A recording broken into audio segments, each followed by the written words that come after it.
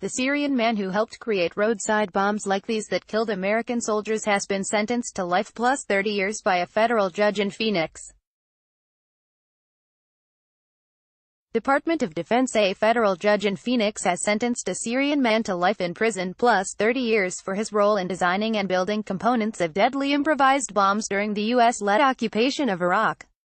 Last week, U.S. District Court Judge Roslyn Silver passed sentence on the 41-year-old Ahmed al-Ahmed al-Abdulakla after a jury found him guilty on 4 counts: conspiracy to use a weapon of mass destruction, conspiracy to destroy U.S. property with an explosive, conspiring to possess a destructive device for a criminal act, and aiding and abetting those who possessed such a device. Prosecutors said that roadside bombs like he designed killed more than 1,700 U.S. soldiers, including Ryan Haupt of Phoenix and Damian Lopez Rodriguez of Nogales, and maimed thousands more, like Robert Bartlett of Gilbert. A sketch of Army Staff Sergeant Ryan Haupt, who was killed by a roadside bomb in Iraq on October 17, 2006. Fallen Heroes Project. After a 23-day trial, the same jury acquitted al-Ahmed al-Abdulakla of the most serious charges of conspiring to kill Americans abroad, and providing material support to terrorists. Justice Department says this is the first time it tried a suspected bomb maker from the Iraq conflict in a U.S. court. Al-Ahmed al-Abdulakla sought to harm American soldiers by conspiring with others to construct and supply improvised explosive device (IED) parts for bombs that were used in Iraq. He will now serve the rest of his life in prison, said Assistant Attorney General Demers, in a prepared DOJ statement.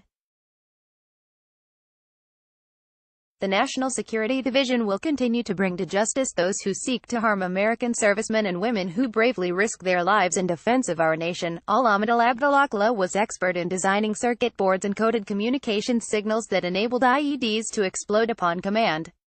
Devices like those killed 1,721 U.S. soldiers, 43 of them from Arizona. They were the deadliest weapon U.S. forces faced. Al-Ahmed al-Abdulakla has filed notice he intends to appeal. If that appeal fails, a federal prison will be the last stop on an odyssey that began in a small workshop in central Baghdad in 2005. That was when American GIs kicked down a door on Omar Street and found what the government later said was one of the largest troves of bomb-making equipment they had uncovered during the entire conflict. They found circuit designs, specialized communications equipment, diagrams, training manuals, and more. They also found fingerprints belonging to al-Ahmed al-Abdulakla. It was the start of a manhunt that spanned 4 continents in 6 years. After he fled to China to set up an international electronics export company, Turkish police arrested him at Istanbul's International Airport in 2011.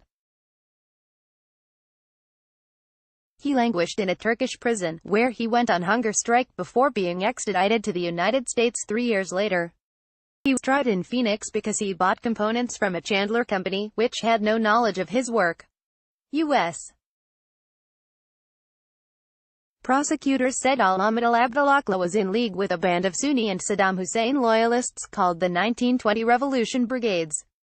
The 1920 Brigades claimed responsibility for 230 IED attacks on U.S. forces.